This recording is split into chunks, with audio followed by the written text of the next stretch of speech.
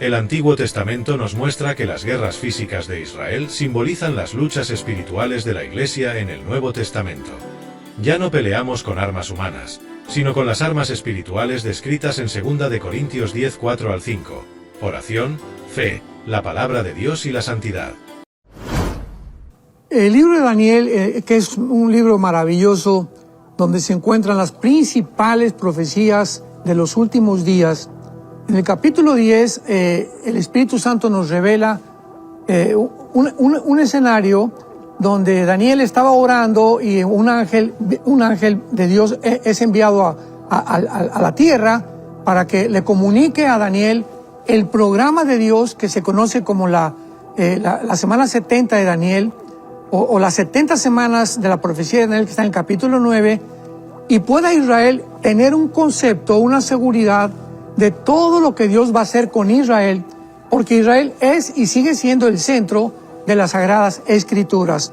Entonces en el capítulo 10 vemos nosotros de qué forma estas entidades espirituales que se llaman en el Nuevo Testamento, Efesios 6:12, principados satánicos, gobernadores de las tinieblas, han operado en todos los imperios del pasado, comenzando con el imperio egipcio, que fue el primero que persiguió a Israel, el imperio asirio, babilónico, los medos persas, los griegos y los romanos. Estos principados invisibles que el mundo todavía no se da cuenta, y pocos cristianos han podido crear conciencia de esta realidad, son los que están operando en todo aquello que se desarrolla en el mundo, como las guerras espirituales. El conflicto en Medio Oriente nos recuerda que estamos en un momento crítico. El ataque sangriento del 7 de octubre de 2023 en Israel es una señal de que las barreras se han roto y de que la guerra espiritual está intensificándose. La Iglesia debe aprender de esto. Si bajamos la guardia, descuidando nuestra comunión con Dios, oración y lectura bíblica, seremos vulnerables a las estrategias del enemigo. Por ejemplo, en Daniel 10 dice el versículo 13 que cuando Daniel comienza a orar, se le aparece el ángel Gabriel y le dice el versículo 12 a Daniel 10:12, no temas, desde el primer día que tú dispusiste tu corazón a entender y a humillarte en la presencia de tu Dios, fueron oídas tus palabras, y yo he venido a causa de lo que tú has orado. Mas el príncipe del reino de Persia, o sea, el Zahar Malkut en el hebreo, que significa el principado o el satánico que gobernaba en aquel tiempo lo que es actualmente Irán.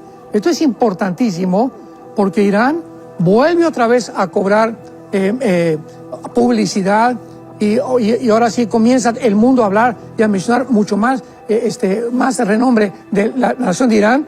¿Por qué? Porque fue el principado que se opuso en tiempo de Daniel para que Dios no pudiera revelarle a Daniel el programa ni a su pueblo, que es Israel, cuál era el programa cronológico que tenía Daniel, Dios para ellos.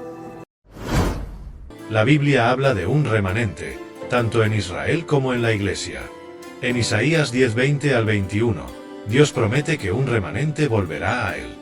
De la misma manera, en la Iglesia hay un pequeño grupo de cristianos fieles que se mantienen firmes en la fe, a pesar de la apostasía que se ha propagado. Es importante recordar que pasaron 2000 años en el exilio de Israel, desde el año 70 después de Cristo hasta 1948, 2000 años donde Israel no tenía soldados, no tenía ejército, no tenía tierra. Y en 1948 se vuelve a unir otra vez Israel y se levanta un ejército de las armas paganas y de contrabando que les dieron en el 48 a algunas naciones para luchar contra las naciones árabes que los atacaron en el día de su independencia, el 14 de mayo de 1948. Pero en la antigüedad, toda la historia del Antiguo Testamento son guerras. Y esto es importante para nosotros como cristianos. Las guerras de Josué, las guerras de la primera guerra, por ejemplo, Abraham, en el capítulo 14 del libro del Génesis, tiene una guerra contra el príncipe o contra uno de los reinados de Irán en aquel tiempo. Esto es increíble. O sea, el primero en entrar en guerra fue Abraham, ya peleando para defender la tierra. Pasó el tiempo, se formó la nación de Israel y se forma el ejército con Josué, donde entrenan el libro de los jueces, y todos son guerras porque Dios nos enseña que lo que enfrentó Israel terrenalmente, físicamente, en el Nuevo Testamento es espiritualmente. O sea, nos preguntamos, ¿de qué nos debía saber nosotros las guerras del Antiguo Testamento? Porque ilustran las guerras espirituales del Nuevo Testamento. Ahora ya no tenemos lucha contra sangre y carne, Efesios 6:12, como la tuvo Israel. Entonces ahora nuestra lucha es espiritual. Y si nosotros no sabemos pelear como peleó en el 48 Israel, se levantó y se sublevaron a el ataque que querían aplastarlos otra vez, la iglesia va a pasar exactamente lo mismo. ¿Por qué Israel no ha podido ser vencido? Porque existe Dios, y existe Dios porque existe Israel. ¿Y por qué existe la iglesia? Porque las puertas del infierno no prevalecerán contra nosotros si nosotros nos levantamos como Israel en el 48, que después de 2000 años se vuelven a subir al caballo, vuelven a tomar las armas y han tenido ahorita más de 73 años que no dejan las ametralladoras ni los rifles. Así que nos encontramos los cristianos también en un punto donde si dejamos de pelear y si olvidamos cuáles son nuestras armas de la luz y nuestras armas espirituales, vamos a ser derrotados. Y la Biblia nos muestra claramente que la iglesia va a terminar en la apostasía. Va a haber un remanente, como lo hubo en el Antiguo Testamento, de muy pocos judíos que obedecieron, y ese remanente que va a ser salvado también al final de los días. Y de la misma forma en la iglesia hay un remanente. En todas las iglesias del mundo hay un grupo muy pequeño de cristianos fieles que saben cómo pelear la guerra espiritual y son los que van a sobrevivir. Los demás cristianos van a ser pisoteados, principalmente porque de cristianos no tenían absolutamente nada más que el nombre. La guerra espiritual no es solo un concepto teórico, sino una realidad diaria que afecta nuestras vidas, familias y sociedades. Es crucial que los creyentes estén atentos, equipados y unidos, entendiendo que nuestro llamado es ser la luz en medio de las tinieblas, representando los valores del reino de Dios en un mundo cada vez más hostil hacia la verdad. Y dice a continuación que Satanás decía en su corazón: subiré al cielo, junto a las estrellas levantaré mi trono y me sentaré en el testimonio a los lados del norte. ¿Cuál es el programa de Satanás? Atacar las naciones y él levantarse sobre todos los demás. El control sobre los seres humanos. ¿Cómo lo está haciendo en el siglo XXI? Lo está haciendo atacando ya ahorita a los niños. Ahorita con la ideología de género, el ataque es devastador contra la infancia.